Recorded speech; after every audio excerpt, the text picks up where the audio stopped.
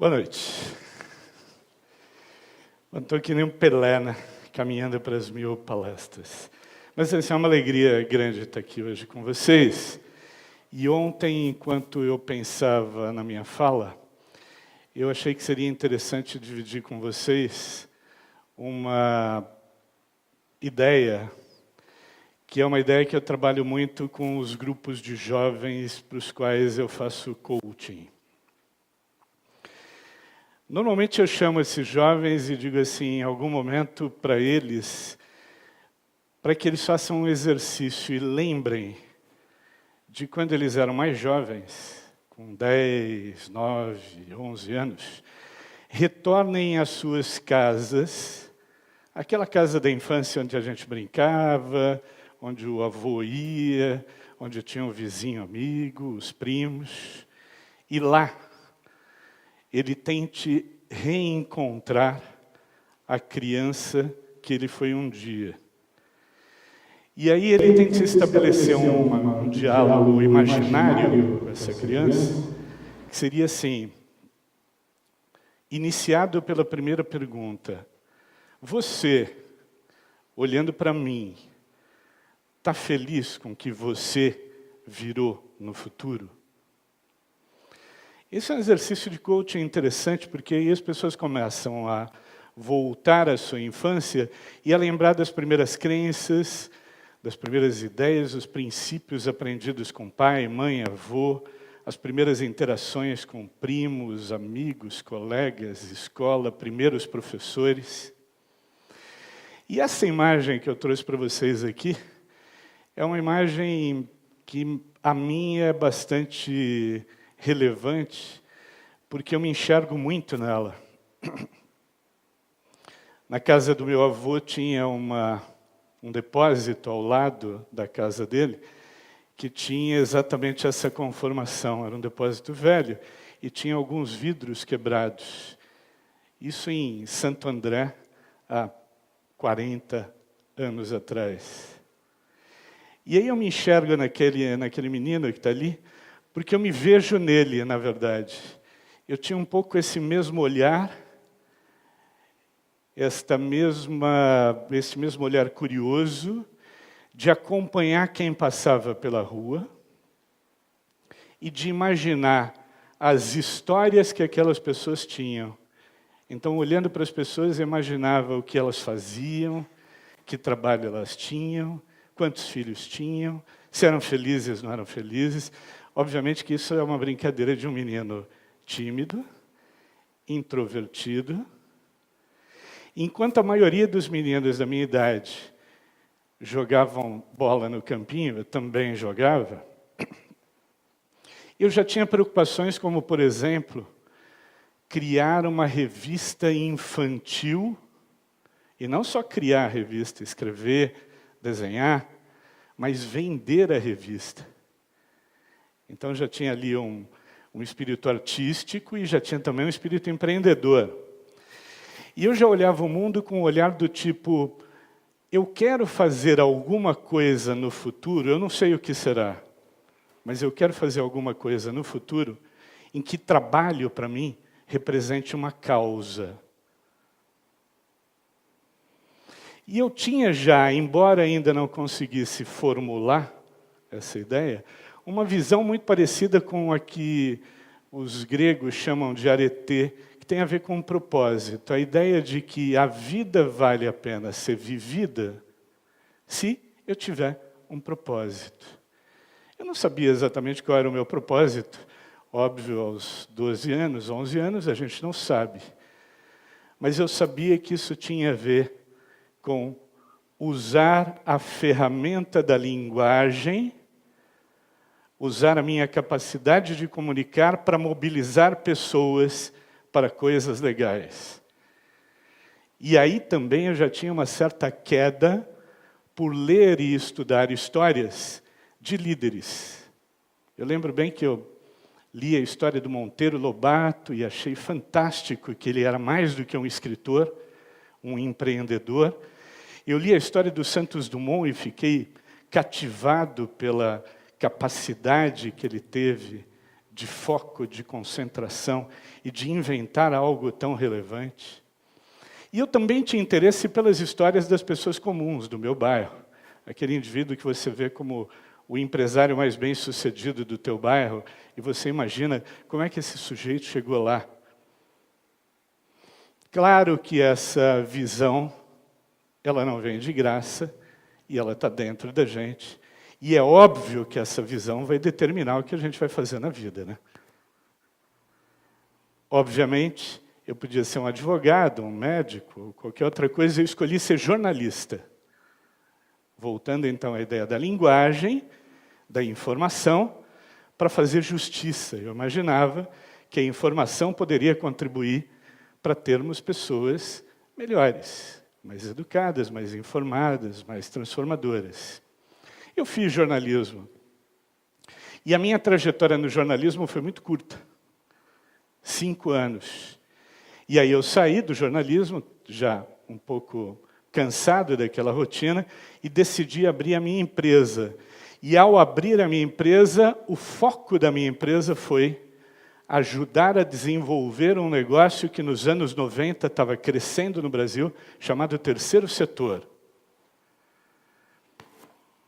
Pouca gente sabia o que era, eu tinha estudado um pouco, tinha ido para os Estados Unidos, feito um curso na Johns Hopkins, tinha voltado cheio de ideias, e pensei, este negócio é legal. Por que é legal? Porque ele vai me dar a oportunidade de conviver com líderes legais, líderes virtuosos, que colocam a sua capacidade de ajudar o outro acima de tudo. Isso era o que eu queria, um trabalho com uma causa. Ou com causas. E aí foi interessante, porque aconteceu exatamente isso.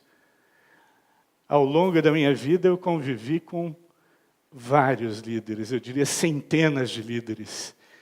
E pessoas como Wellington Nogueira, que criou Doutores da Alegria, e a primeira vez que eu entrei com ele num hospital, para ver como ele fazia o trabalho dele, e a seriedade com que ele fazia o trabalho dele para crianças em UTI pediátrica, eu tive a exata noção de quão pequeno eu era, dada a grandeza, o altruísmo, a inteireza, a generosidade com que aquele sujeito se dedicava, e mais do que isso, a sua capacidade de reunir um grupo de outros jovens e treiná-los e capacitá-los para fazer um trabalho com aquele nível de excelência. Não era só botar um narizinho de palhaço e ir para o hospital cantar para a criança. Tinha técnica envolvida, tinha estratégia envolvida. Mas também a vida me colocou ao lado da doutora Zilda Arnes. E mais uma vez eu tive a noção da minha pequenez. Uma vez eu me embrenhei com a dona Zilda pelo sertão brasileiro.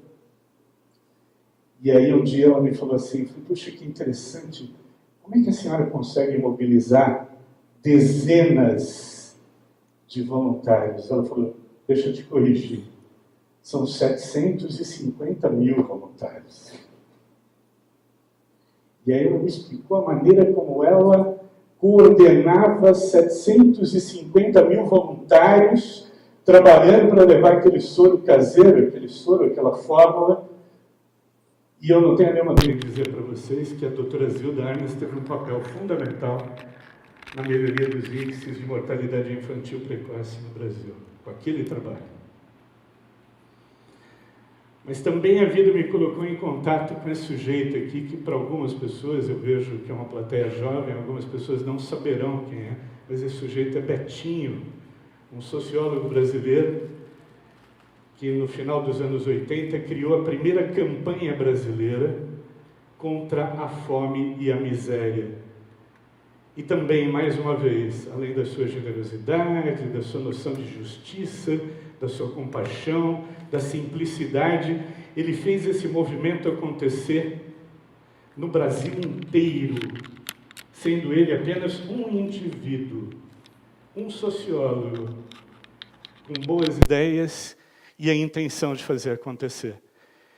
Eu lembro bem que foram montados vários comitês na rua da minha casa, tinha um, a gente levava os alimentos, aquele comitê mandava para um outro comitê maior, que depois mandava para os lugares de destino, onde havia necessidade. E eu me encantei com a maneira como ele montou aquela estrutura, com simplicidade, mas com incrível efetividade.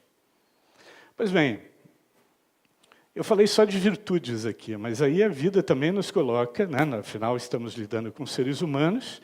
Seres humanos são compostos de virtudes e vícios. E também no terceiro setor eu comecei a observar uma série de vícios, como, por exemplo, vícios deslocados que não deveriam estar ali, mas vaidade. Havia uma certa vaidade de grupos de vamos salvar o mundo, mas eu quero a minha assinatura embaixo, né? Como o primeiro que salvou o mundo. E algumas coisas começaram a me... Falta de humildade, de aprender.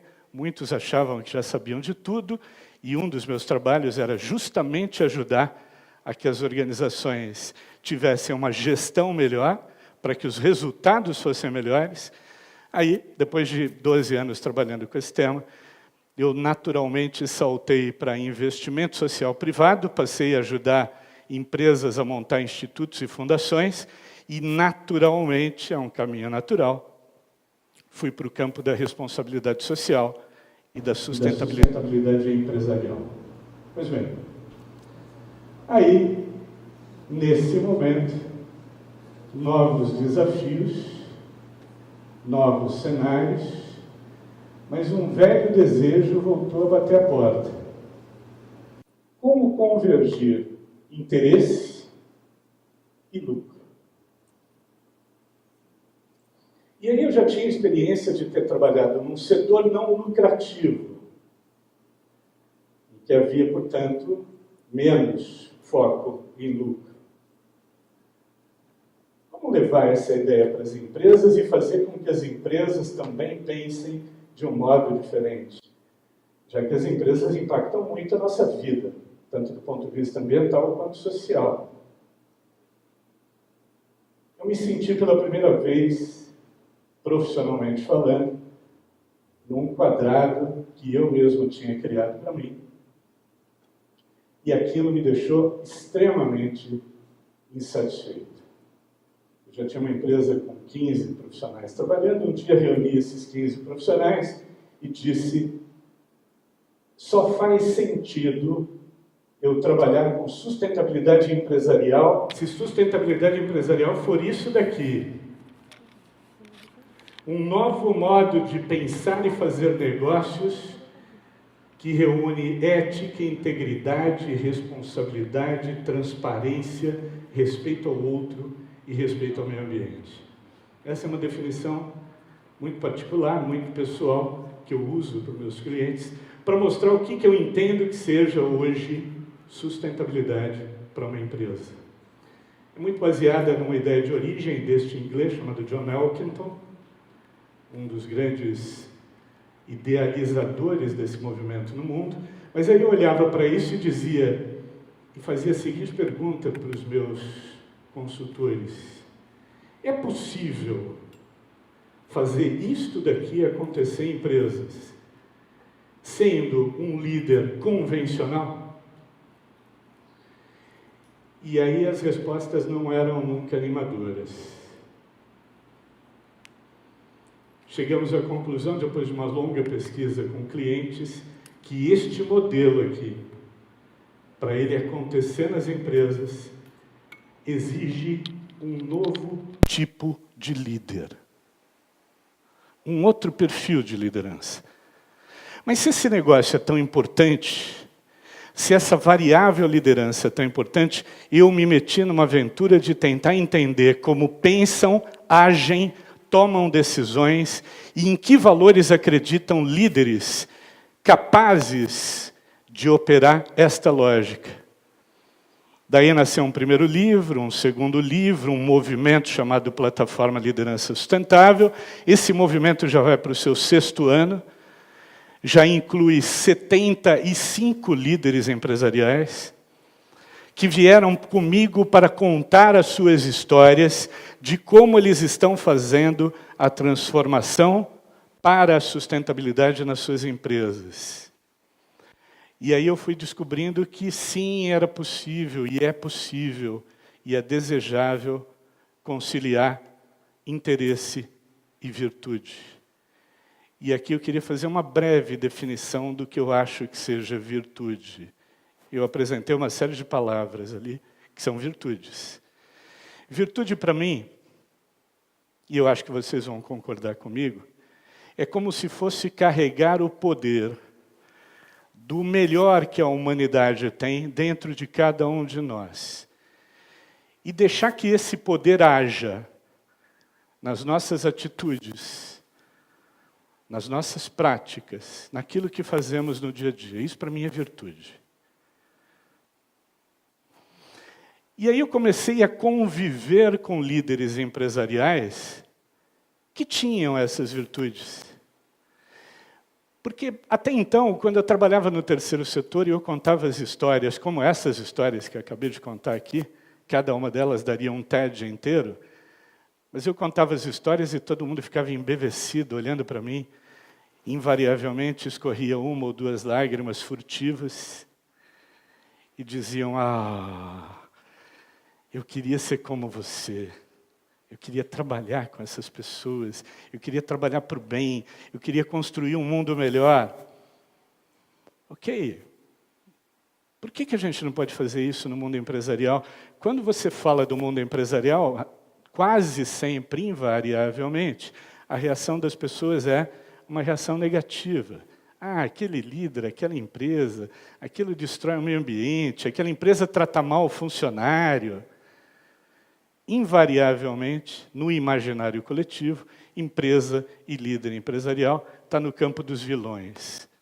Pois bem, aí eu quis mostrar que a gente pode trabalhar com líderes que têm algumas características que eu considero que sejam características relevantes de um líder que pensa e age de um modo mais sustentável. A primeira delas é acreditar e praticar de verdade alguns valores que dão sustentação à sustentabilidade, como ética, transparência, diversidade, respeito ao outro e respeito ao meio ambiente.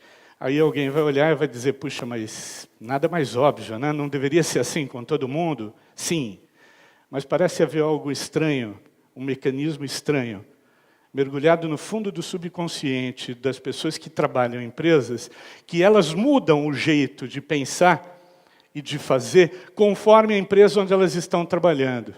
Elas deixam de lado os seus valores e passam a operar com os valores daquela empresa. Líder sustentável, para mim, é alguém que acredita e pratica no dia a dia dos negócios os valores que pratica fora do negócio.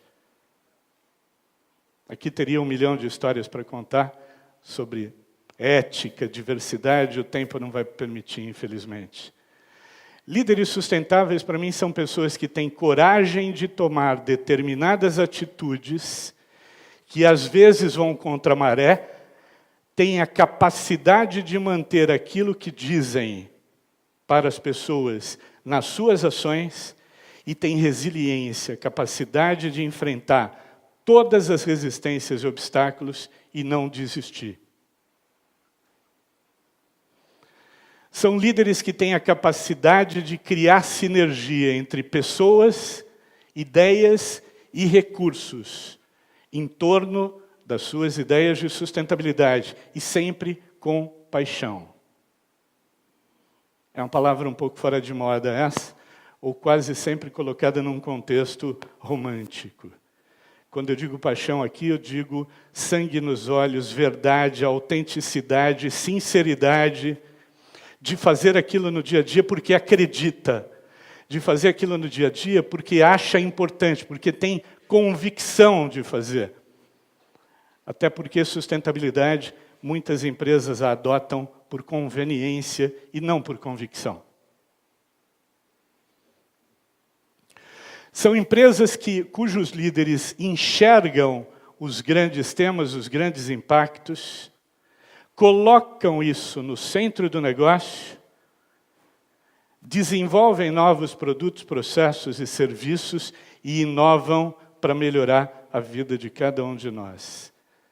Aliás, também daria um TED falar sobre inovações para a sustentabilidade que têm ocorrido nos últimos 2 anos. E que provavelmente muitos de vocês nem sabem que estão sendo desenvolvidas hoje.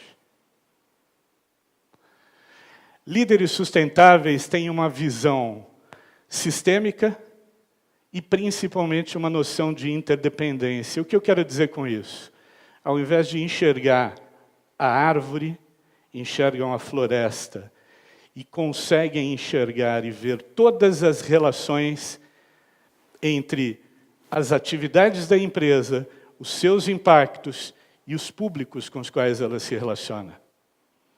São empresas para as quais o lixo, e esse talvez seja um emblema da nossa sociedade, o lixo, ele não é um problema que se resolve quando a gente põe o saco de lixo na porta de casa.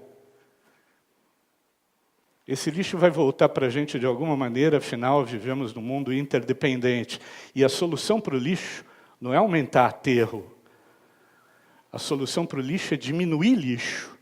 Para diminuir lixo, eu preciso ter visão sistêmica. Eu preciso enxergar o problema de um modo mais complexo.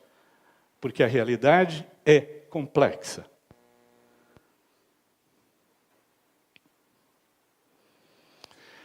Líderes sustentáveis são jardineiros, mais do que comandantes militares. Eles preparam as condições nas suas empresas para fazer florescer novos líderes sustentáveis. Líderes que entregam resultados e valores. Eu acho que eu tenho uma coisa em comum com esses caras. E acho que essa imagem, eu gosto de fotografia, ela reflete muito aquilo que eu acho que eu tenho em comum com eles. E eu não posso falar dessa imagem sem voltar àquela primeira imagem daquela criança olhando pela fresta de um vidro quebrado, o mundo acontecendo à sua volta. Aquela criança que se transformou num consultor de sustentabilidade tem em comum com os líderes que admira, a mesma ideia, o mesmo desejo de tornar esse mundo um lugar melhor para se viver e fazer da vida algo que vale a pena ser vivido. Como é que eu tenho feito isso? Eu estou envolvido neste momento num projeto muito legal, que é transformar meninos de baixa renda, da base da pirâmide, em jovens líderes sustentáveis. Em pouco mais de 6 meses de projeto, a gente já formou 8.000 jovens de baixa renda, e a maioria desses jovens de baixa renda já começa a entrar no mercado de trabalho, e a primeira pesquisa dos empregadores mostra o seguinte: esses meninos, em relação à média dos meninos não treinados neste programa, têm mais atitude, mais altruísmo, mais espírito colaborativo, melhor visão sistêmica e valores mais acentuados. Ou seja, eles tomam decisões baseadas em valores. É nisso que eu acredito. E é essa mensagem que eu queria deixar para vocês hoje. Obrigado.